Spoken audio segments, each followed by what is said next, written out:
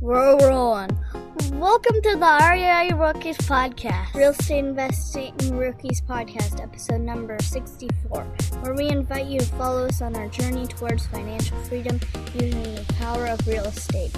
I'm Josh Cove. I'm Jack Haas. Here at REI Rookies, we believe in a couple key points. One, the best way to retain information is by teaching it to others. And number two, a rising tide lifts all boats. We're not competitors, we're a community. So let's get into some real estate investing. Well, everybody, as you probably can tell, we're going to do something a little different here today. And I am going to introduce everybody to my wife, Lynette. And we thought it'd be interesting and to talk a little bit about a spouse's point of view regarding this whole thing called real estate investing. So, Lynette has been fantastic in just being there for me regarding this. So we really wanted to take a minute, and this seemed to be a great day. Great day outside. You met my kids at the beginning of the show here. This is going to be a little raw compared to what we might typically do because we don't have the microphones out here at the house. But let's start things off, Lynette. You know, as you know, we've been married coming on 25 years here now. Almost. and it was, I've had some pretty crazy schemes in the past, wouldn't you say? Mm-hmm. Yeah. So what was different about real estate investing that compared to the other endeavors?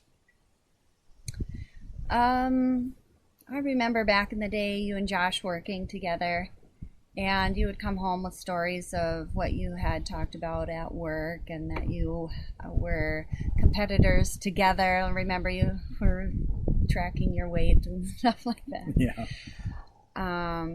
It just seemed like I could tell when you came home that when you were talking about that you two had really good chemistry working together, competing together, like each one would, in a good way, offer that competitive spirit, and you'd work hard to meet his standard, and he'd work really hard to meet your standards. So way back when you were just not even realizing that, hey, there was a business in the making here, that I could tell it. Just you seem very happy talking about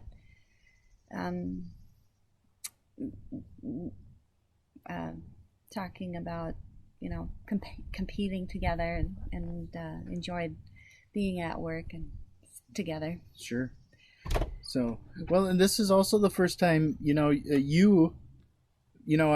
found Rich Dad, Poor Dad, the book, and yeah. I read it, and you read it too. What did you think of that? Like, did it help with your mindset or what I was trying to do here? I wanted to be very supportive. It was very interesting when you would come home and you would share anything about real estate or anything you had learned.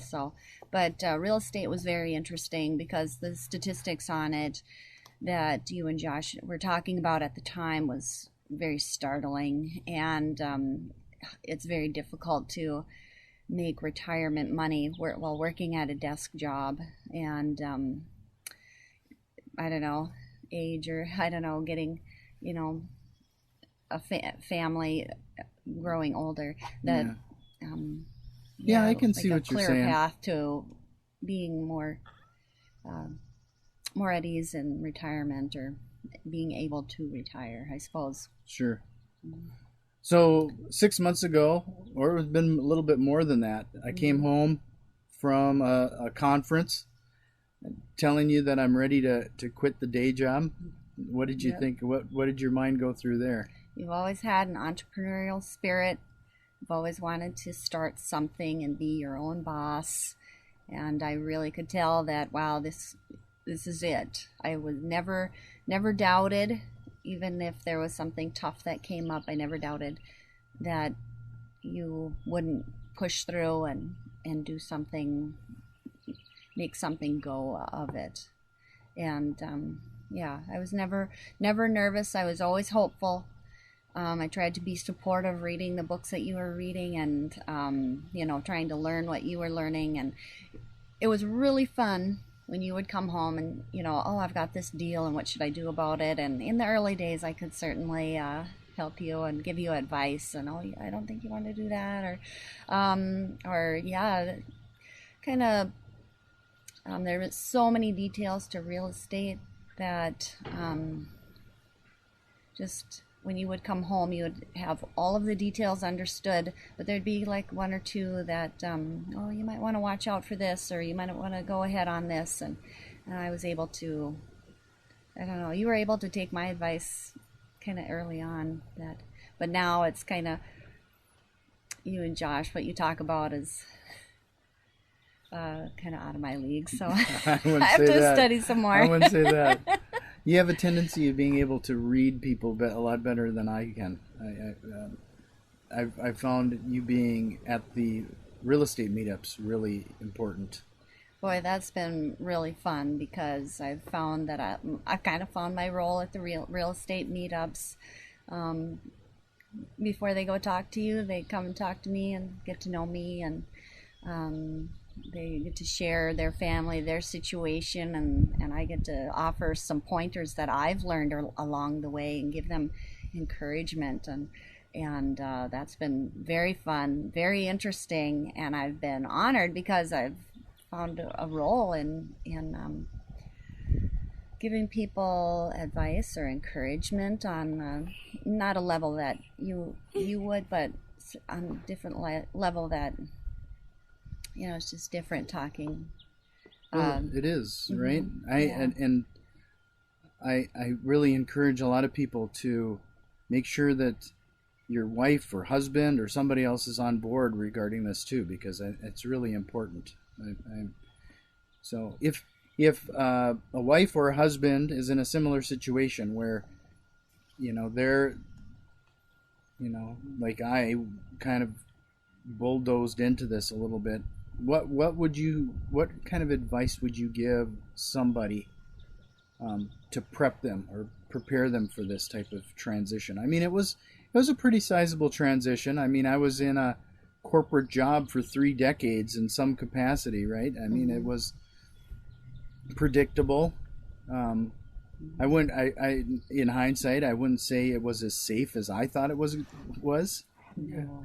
But what would you say? Like, what should they do, or how should they have their mindset regarding this type of transition, or at least making that first step into real estate investing? I'm not saying jump in full hog and quit your day job right away, but what do you think? Like, what's their first steps? It took about a year for you to start real estate and then quit your job and all of that. And staying positive, even when you come home and, that deal might not have gone very well. And, and it all looks like it's all going to fall apart and doom and gloom. But just staying positive, and that there's a way, or there is a solution, and the networking and talking to others. I mean, you have Josh to talk to, but when you come home, you have me to talk to, but you also have other people, and you going out for, just a simple coffee or a phone call to another person, staying in that network of people and advice that you trust. And you never know where their great piece of advice is going to be coming from. Staying positive for you, keeping the kids updated and interested, and we really enjoy learning about real estate and hearing all the stories that Daddy comes home with and tells us about. And it's just very fun. It's very interesting. You meet a lot of different people. You come upon many different personalities and just things. I've also enjoyed going and finding a role, like joining you at open houses like we did one yesterday. Yeah. And that was very interesting. We're just standing around when no one was there yet. Yeah. That it just helps. And then you actually, I was traveling last week, and I needed to have Lynette actually did an open house herself. She had a couple, 2-3 people who showed up. She kind of filled in when I wasn't able to make it, and that was really helpful. Yeah, it's building the confidence. It really helps when you tell me that I can do something, or you can do that, and this is how it's done, and just go in, and this is what you say. And yeah, now I feel so much more confident. If I just did that first open house where you needed me to go and just open the doors, and no pressure, just open the door and they'll look around, and any questions, refer them back to me. And so I found myself able to answer a few questions and just be there, and yeah, that's been very fun to find a role, that I, yeah. Well, for me, there's been a couple things that I thought has been really helpful, whether you realize it or not. One is, it was really helpful, especially early on, that you were showing interest in actually reading some of the books that I was too, because it really allowed me to, we could talk about it. Yes.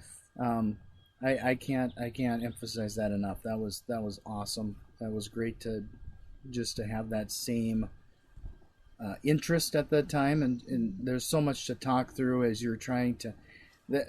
Everybody goes through the analysis paralysis. You're trying to figure it out. And, Josh and I have been doing this for the last couple of years, a little over. It's probably been like 2.5 years now. But especially early on, I don't know if I would have taken the action if it wasn't for being able to talk it through, some of that stuff with you. So yeah, definitely. That was really beneficial. Mm-hmm. The other thing is, on a weekly basis now, I've been texting you our wins for the week. Oh, yeah. And that has really been helpful for me too, because it's part of my account. I set that as part of my accountability. So I text you our wins for the week, and love getting the wins for the week. It just is so impressive to just even close on one house, and here you've done many deals, and just the transitions, and just transactions. It's just so impressive. And so when you get home, I'm able to say good job, or that we're all kind of involved. It kind of becomes a real family event. So would you say that I don't know, partly now I feel that since I've been doing this full time, I've had a little bit more focus. My attention hasn't been as divided, and I don't. What do you think? From a family perspective, probably when you were working your desk job, we had you more often. We could do more things, but sometimes to be honest, there's really busy days in real estate. And sometimes we're out and you're looking at your phone a lot. I try not. We're starting, I still feel like we're still starting it up, and we're still trying to get, a rhythm, and we're very, we are advanced in the stages of starting up, of course, but just being generous with giving you your space has been one thing, and recognizing that you have to kind of power through some things to work through a deal, and sometimes you are needed immediately because there's a deal right now, and you need to get paperwork done, you need to contact people, you need to hear back from people. So sometimes we really do have to, we want to have your attention all the time, but just realizing that you need your space sometimes is fine. And the kids we're used to that. We'll just leave you alone for your time when you need to work on something and get back to it. But yeah. I actually think, probably more mentally, maybe it hasn't materialized yet, but because I was doing a full-time job and real estate investing, which started to be a full-time job too. Yep. Absolutely. I felt like I was just mentally divided 3 ways between the family and 2 jobs, and it was a lot. It was a lot. And so no, it's good to know that or understand that I should be a little bit, even now, probably be a little bit better at being more present. Yeah, that's something that we have to actually work on now. Like can't take our time for granted probably as much as we did before. Yeah, and have fun. And we have as a family kind of organized ourselves that we go out on bike rides and just get out as a family and spend time together. Before this, several months ago, when you quit your desk job and you focused on real estate, that was really busy times for you, taking 2-3 jobs, at least 2 full-time jobs, and that was kind of difficult. Yeah. But yeah. It's been very nice. We've missed the benefits of having the desk job and benefits, the parties and the little perks of going along with that business. But we have, because we've ramped up our family activities to just enjoying each other's company more, and that has been very fun, very very worthwhile, of realizing that we all are that we enjoy each other's company, and we all kind of work as a family. We certainly want our kids to learn real estate, whether they're going to focus that on in their life or not. We want them to learn real estate, and they're certainly interested, and we love to answer all their questions and describe what goes into making of a deal. Yeah. So it's funny you bring that up, though. It actually feels like with the corporate job, we had kind of set activities that the corporate office would give us. We'd get tickets to the hockey game, or we'd get tickets to the baseball game, but it was always a set type something going on, like once a quarter, I suppose. Mm-hmm. I felt like we've been doing a lot more. Yeah. Now. Like, how many hockey games did we end up going to?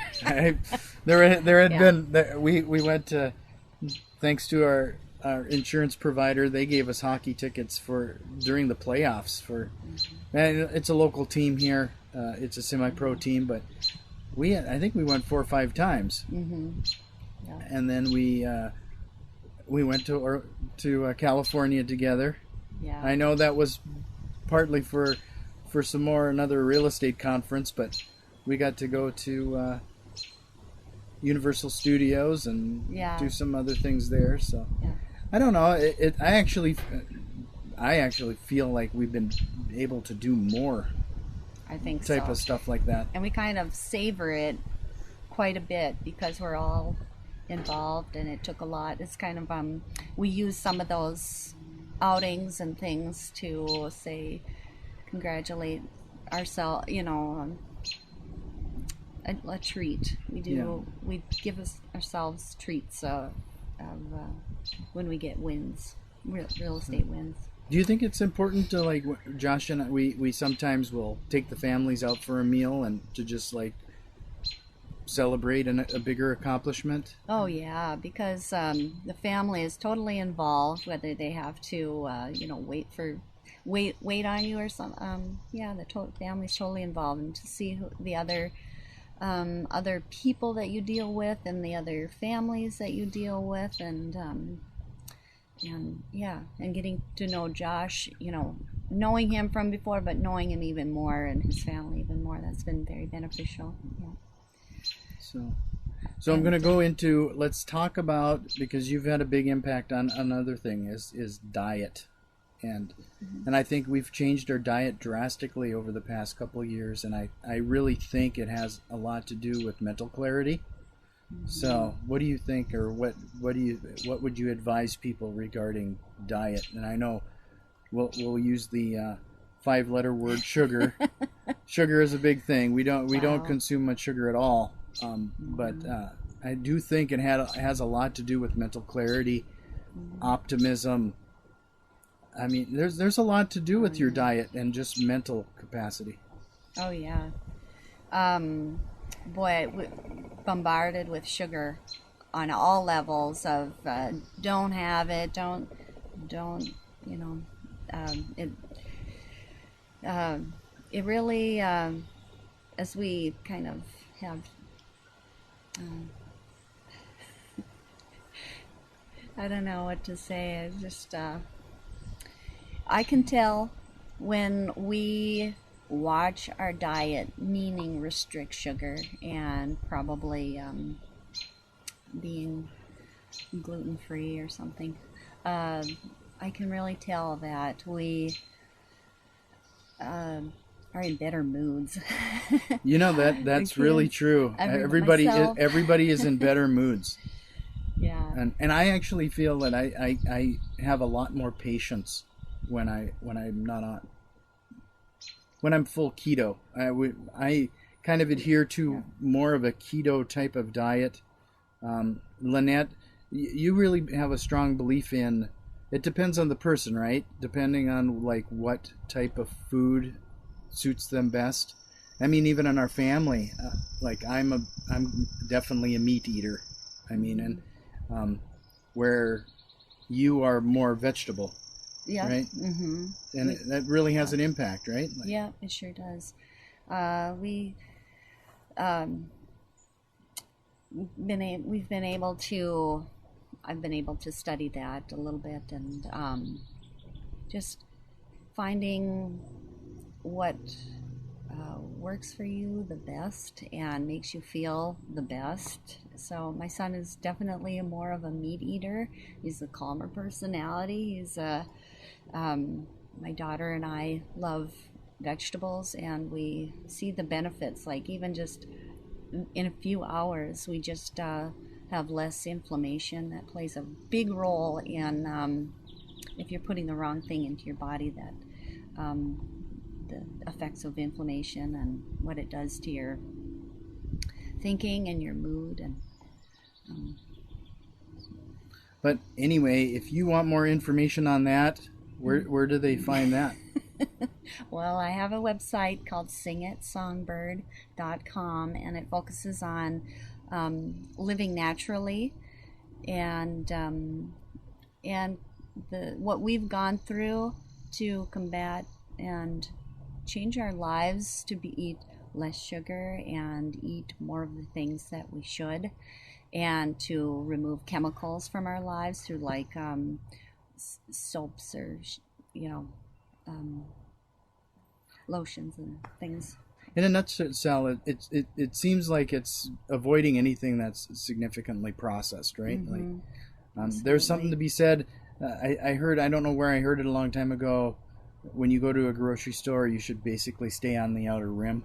Mm-hmm. Stay in the middle. That's where all the processed foods sits. Yeah, in the center. Unfortunately, part of that ring is the bakery. Now we have a severe weakness for a local grocery store here in town that makes glazed croissants. Yeah. Oh gosh, those things are good.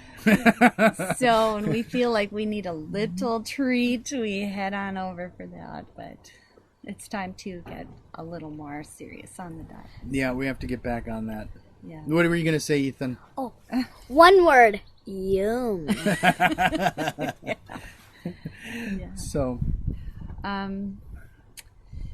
I- let's wrap this up. Okay. We're a little over 20 minutes, and that's about probably our limit here. But what would you say, like, last words of advice? Like you're somebody's husband or wife is about to jump into this real estate thing. Mm-hmm.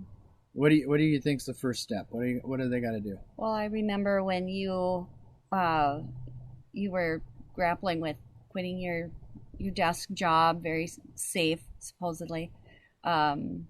It was very easy to know that that's what you needed to do, because you're so serious about finding your way through real estate and studying all you could. And so when it came time to end it, it was just I knew that that was what you should do, because when you came home after your